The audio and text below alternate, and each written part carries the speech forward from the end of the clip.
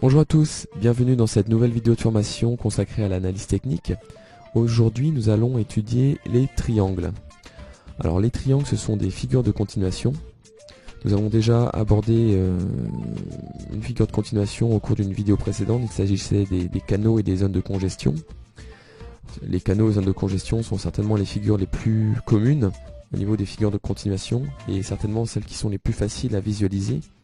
Néanmoins, les triangles, même s'ils sont plus rares, sont relativement pertinents puisqu'ils ont un taux de réussite qui est vraiment assez élevé. Et donc nous allons étudier tout de suite leurs caractéristiques. Alors, il existe trois types de triangles, mais dans tous les cas, ce sont deux droites qui tendent à converger l'une vers l'autre et qui, au bout d'un moment, vont se croiser. Alors, les triangles vont vraiment matérialiser en fait une certaine incertitude au niveau du marché, pour la simple et bonne raison que on va avoir une baisse de la volatilité au sein de cette figure.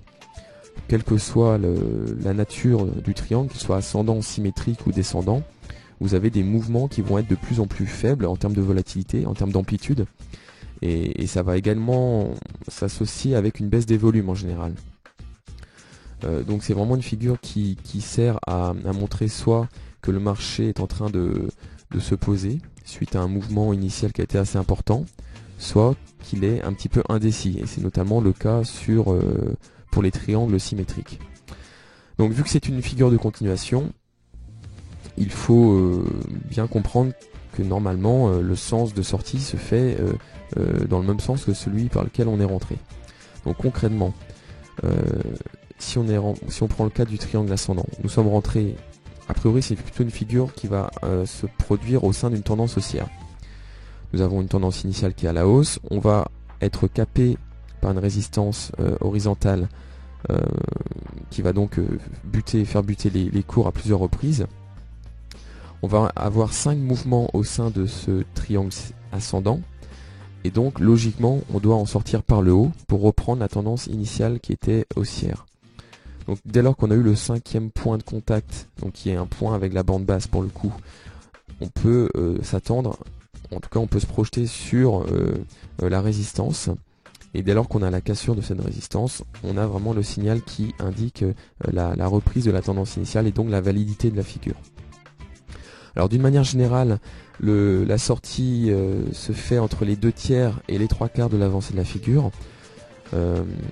Tout simplement parce que si on attend l'apex, alors l'apex c'est en fait la conjonction des deux droites, la convergence des deux droites.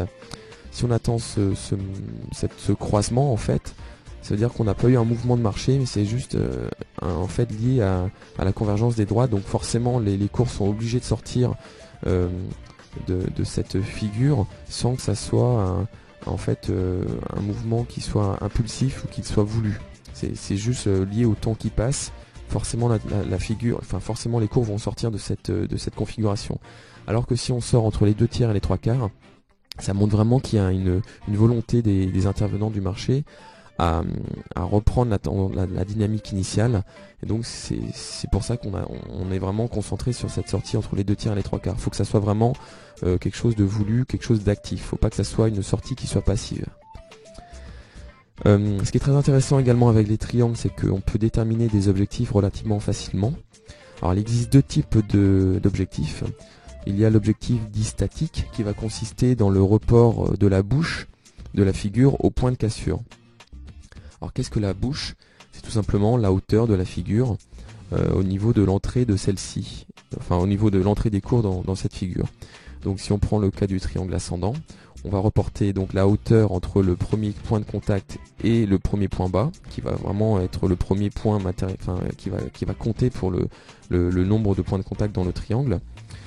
Donc on calcule cette hauteur et on la reporte au point de cassure de la bande haute, de la résistance horizontale, et ceci va nous donner un objectif statique, c'est-à-dire un niveau de prix vraiment précis. Il y a une autre technique qui va nous permettre de déterminer cette fois un objectif dynamique, qui va consister cette fois à reporter en fait la borne opposée au sens de sortie au premier, finalement au point de contact, au premier point de contact de la figure.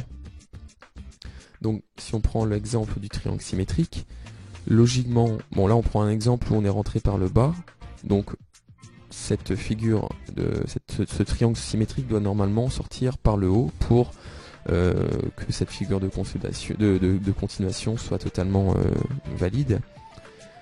Et par conséquent, l'objectif dynamique va consister en le report de la borne basse au point d'entrée dans la figure, donc en fait au premier point de contact qui permet d'amorcer ce triangle symétrique. Évidemment, vous pouvez très bien combiner ces deux objectifs. Des fois, vous allez pouvoir constater que l'objectif dynamique et l'objectif statique vont être atteints en même temps, au moment, à l'endroit où ils se croisent en fait.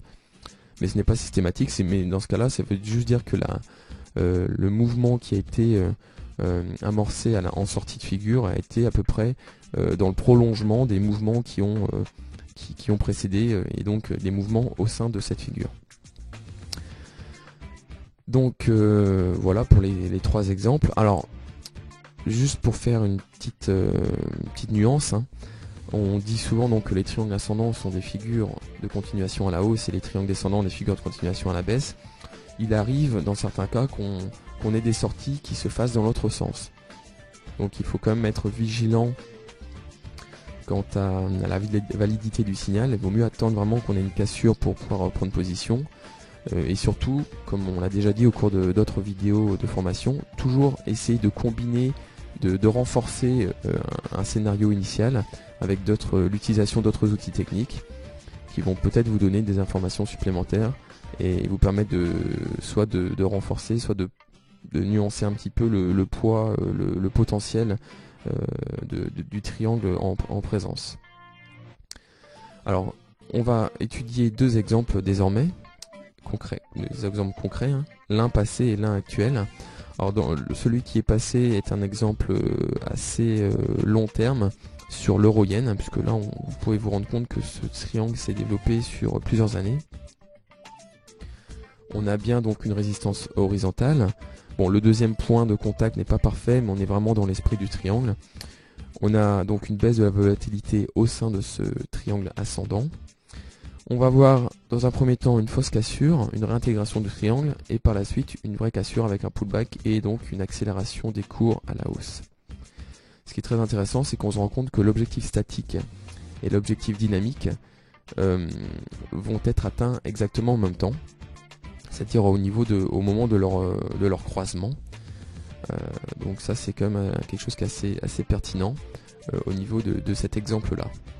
Un autre exemple, cette fois, qui est en cours et qui fait partie des recommandations, en fait c'est une recommandation que nous avons donnée à nos clients abonnés au service ComoFX. Ils l'ont reçu il y a quelques jours. Nous avons un triangle ascendant sur l'euro-sec, un triangle vraiment cas d'école avec une très belle résistance horizontale avec 3 points de contact. Donc également une belle borne basse qui est parfaite avec 3 points de contact également. On avait un signal sur le RSI qui nous permet de renforcer cette figure. Vraiment un signal classique, hein. On a cassé une droite de résistance baissière avec 3 points de contact. On était loin d'être suracheté, donc il y avait encore pas mal de potentiel à la hausse. Et donc suite à la cassure de la borne haute du triangle ascendant, on a eu un pullback pendant une journée et derrière on a repris le chemin de la hausse, et donc là on a déjà dépassé en fait l'objectif dynamique pour la simple et bonne raison que la borne basse n'ayant pas une pente très très forte, le report de cette borne basse nous donnait un objectif dynamique relativement proche. Alors celui-ci a été dépassé. En revanche, l'objectif statique qui consiste en le report de la bouche est encore relativement loin, aux environs des 8,80, donc il y a encore un potentiel assez intéressant. Mais ça, c'est vraiment le type de configuration qui est très intéressante à suivre et à trader, puisqu'on a un risque qui est relativement faible dès lors qu'on a la cassure de la ligne de résistance de la droite, de la résistance horizontale de la borne haute en fait de la figure. Souvent on a un pullback, mais il est très rare que ce pullback se fasse de manière prononcée à l'intérieur de la figure. Donc on peut vraiment placer des stops de manière optimale et jouer donc la poursuite de la tendance. Donc voilà, c'est tout pour ce point technique consacré au triangle.